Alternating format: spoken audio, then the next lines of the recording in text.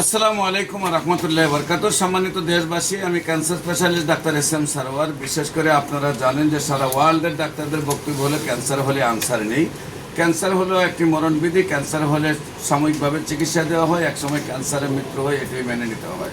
এবং চিকিৎসা খরচ প্রতি মাসেই 2 থেকে 3 লক্ষ টাকা খরচ, এবং একসময় লিভার ট্রান্সফার বা বোন মেরু ট্রান্সফার করতে 70 লক্ষ থেকে 1 কোটি টাকা খরচ। একদিকে পরিবারটি ধ্বংস হয়ে যায় অর্থনৈতিকভাবে, অন্যদিকে রোগীটা পৃথিবী ছেড়ে চলে যায়। এবং সারা ওয়ার্ল্ডের কোনো ডাক্তারের 50টা ক্যান্সার রোগী সুস্থ হয়েছে এমন কোনো ডকুমেন্ট কোনো ডাক্তারের নেই।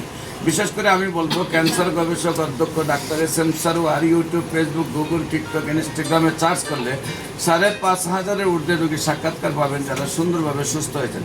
আজকে একজন বাংলাদেশের বিশিষ্ট ব্যক্তি, বিশেষ করে উনি পরিকল্পনা মন্ত্রণালয়ে জব করেন। ওনার চাচা একদম মানে বিছনায় সজ্জা ছিলেন, এবং কী অবস্থায় ছিলেন, কেমনে ছিলেন, আমরা বিস্তারিত ওনার জানবো এবং কীভাবে সুস্থ হলেন। বিশেষ করে আপনার নাম মোহাম্মদ মুজিবুর রহমান, আপনার পিতার নাম আব্দুল মোতালিব মিয়া, আপনার মায়ের নাম আমেনা বেগম, গ্রাম আপনি জব করেন কোথায়? পরিকল্পনা মন্ত্রণালয়ে। আপনি আপনি যে রুগী ছিল উনি আপনার কি হন? আপনার আপন চাচা। কি অবস্থায় ছিলেন, কি কি চিকিৎসা করছেন এবং কিভাবে সুস্থ হয়েছেন একটু বলেন। আমার চাচা প্রথম প্রাথমিক চিকিৎসা করি। প্রাথমিক চিকিৎসা করার পরে প্রাথমিক চিকিৎসা কোথায় করেন?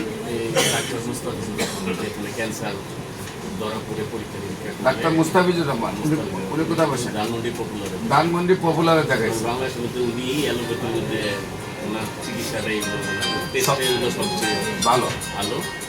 তো যখন ধরা পড়লো ক্যান্সার, তখন ওখান থেকে আমাকে ডিসিশন দিল আমি ক্যান্সার হাসপাতালে নিয়ে যাই।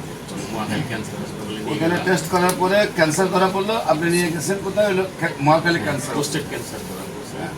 তো ওখানে নিয়ে গেলাম, নিয়ে যাওয়ার পরে ওখানে প্রায় 2-3 মাস চিকিৎসা করলাম। করার পরে টেস্ট করলাম, করার পরে ওনারা বললো যে মূত্রথলি কেটে ফেলে দিতে হবে। বললাম যে না, এইভাবে গাড়িটা ফেলা গেলে হবে না। আমার চাচারা বললো, চাচা বলছে না, আমি 5টা নিয়ে জন্মাইছি, 5টা নিয়ে মরতে চাই না। তো হঠাৎ করে আপনার এই ফেসবুক, ইউটিউবে পাইলাম, আমি পাওয়ার পরে আপনার শরণাপন্ন হচ্ছি। পরে ওখানেও মোটামুটি 5-7 লাখ টাকা শেষ হয়ে গেছে। তো আপনার শরণাপন্ন হই। আর পায়ে কি অবস্থা ছিল? পা তো মনে করেন ওই পায়ে এফেক্ট করছে, 2 টুকরা হয়ে গেছে। পাটা ভেঙে 2 টুকরা হয়ে গেছিল। পরে আমি আবার আপনার পরামর্শ দিলাম, কুম্ভ হাসপাতালে 1 মাস রাখলাম। রাখার পরে পাও ইনশাল্লাহ ভালো অপারেশন হয়েছে, পাটা জোড়া নিছে। তো আপনার প্রথম মাসের ওষুধ দিলাম, আপনাকে খাওয়াইলাম। খাওয়ানোর পরে প্রায় মোটামুটি 22 সাল থেকে পর্যন্ত ওষুধ খাওয়াইতেছি। আমি বাধা দিই না, প্রতি মাসে ওষুধ নেই। মোটামুটি আমার চাচা এখন সুস্থ, আল্লাহর মধ্যে। অনেকে হাঁটা চলাফেরা করতে পারে, হাঁটা চলা কাজ করে, গাছে উঠি, জমি জমা। সম্মানিত দেশবাসী, বিশেষ করে ওনার কত সালে চিকিৎসা? 22 সালে ওনার চাচার চিকিৎসা করেছি। 1 বছরের চিকিৎসা স্বয়ং সম্পন্ন হয়। 4 মাসে উনি সুস্থ হয়েছেন। আর যে পাটা ভেঙে গিয়েছিল, ক্যান্সারে একদম আলাদা হয়ে গেছিল, তারপর আল্লাহ রসের সম্বন্ধে এই পা নিয়ে এখন গাছে উঠতে পারে। বিশেষ করে ওনারা মন্ত্রণালয়ের লোক তো এখনও চিকিৎসা চালাচ্ছে, চিকিৎসা চলছে। হ্যাঁ, কাউকে 1 বছর বললে 6 মাসের চিকিৎসা বন্ধ করে দেয়, কিন্তু ওনারা চিকিৎসা বন্ধ করেন নাই। আজকে 2025 সাল পর্যন্ত চিকিৎসা চালিয়ে যাচ্ছেন। আপনারা যারা এই ভিডিওটা দেখছেন, দোয়া করবেন ওনার চাচার জন্য। আল্লাহর অশেষ রহমতে ওনার চাচা যেন সম্পূর্ণরূপে আজীবন ভালো থাকেন, ক্যান্সার যেন আর কোনোভাবেই ওনার শরীরে বাদশা বা না বাঁধে।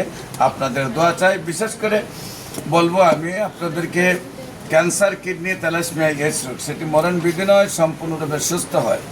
আপনারা ক্যান্সার গবেষক ডাক্তার এস.এম. সারোয়ার ইউটিউবে, ফেসবুক, গুগলে, টিকটকে সার্চ করলেই তার হাজার হাজার প্রমাণ, প্রায় 5,500-এর ঊর্ধ্বে প্রমাণ পাবেন।